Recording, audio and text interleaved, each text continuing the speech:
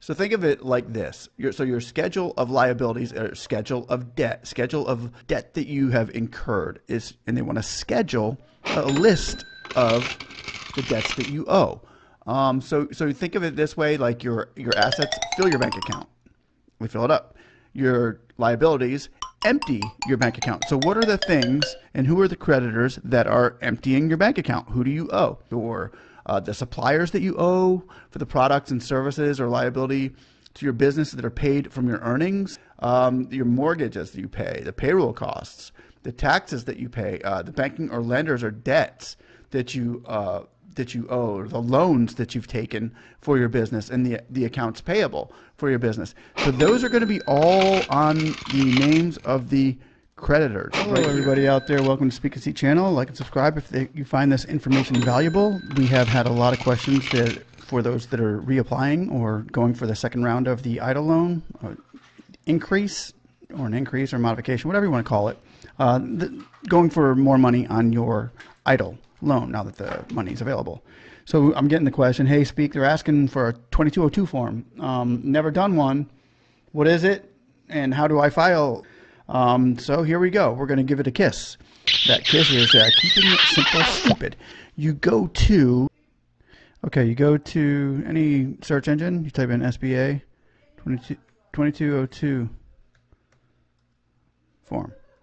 That's how you get it. It's so simple. You click on there. Comes up, SBA document, SBA form 2202, schedule of liabilities, and you download the PDF. And there it is.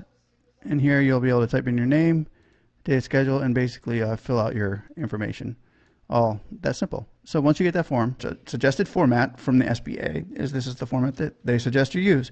You can have your own format. There's different ways of filling this out. There's different ways of showing your link with your creditors, your liabilities to the SBA. This is just a simple form that they provide, which is cool if you've never really done it before. So it's a really nice way to get things in order as well.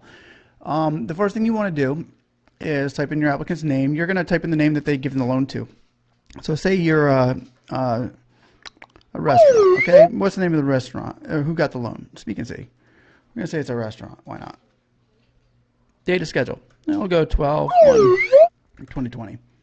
That'll be today. Whatever your date is today. Okay, so the creditor is who do you owe money to? Okay, well, I'm a restaurant. I owe it to Cisco. I owe money to Cisco. How much did you were credited? Well, they came in with a load of food for $2,500. And what date did that happen? That happened on, and you should have all the paperwork provided. What date was that? That happened on 10/1/2020. Current balance on that $2,500. Well, I paid off $2,000. I paid off $800, so I owe $1,700. Is it current or delinquent? It is delinquent. It might be current. Type in whatever it is. But this right here was the original date 10/1, so the maturity date on that would have been maturity date 11/1/20. The payment amount is the actual amount, the actual payment amount for each liability should be here. So that would be, payment amount was $800. How secured? It is credit. It's not secured. It's for, this last one is for debt insurance information. If any form of available insurance against any loss due to accidents or anything like that. So I don't have any, none. How secured? None. And it's kind of a red flag, but if you do have a insurance on a lender or something like that, or some type of collateral, then you want to put that in. And then you can also go with say Capital One card. You'll upload that. You will sign that, and you will title it as your name. Your title is like the owner. You would type in owner, and you would send it, save it, and upload it. And hopefully this helps. This is the 2202 form. Please like and subscribe. Thanks for watching. Bye.